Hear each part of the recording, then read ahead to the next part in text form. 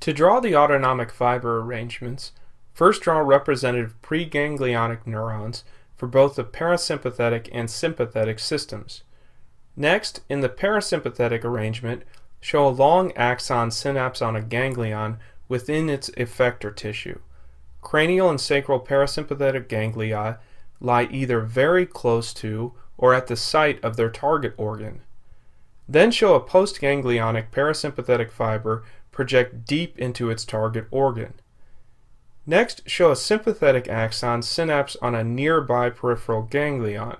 Sympathetic axons are short and synapse either in the paravertebral chain or in one of the prevertebral ganglia.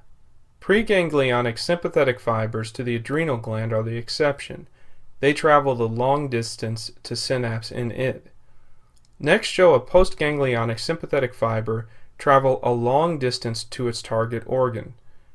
Its target organs include the blood vessels to the skeletal muscle and skin, the sweat glands, and hair fibers.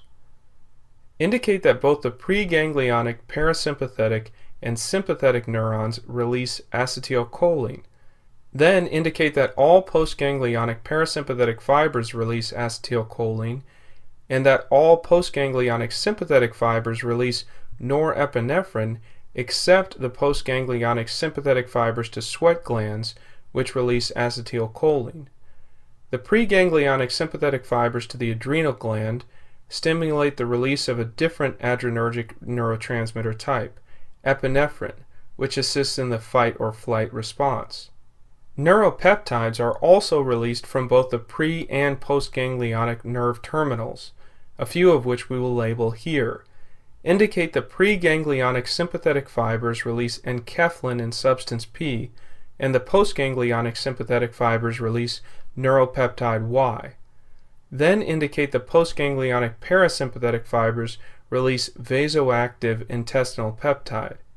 As a class, neuropeptides are large molecules with long-lasting effects, whereas neurotransmitters are small molecules with transient effects. Autonomic nerves also have afferent fibers.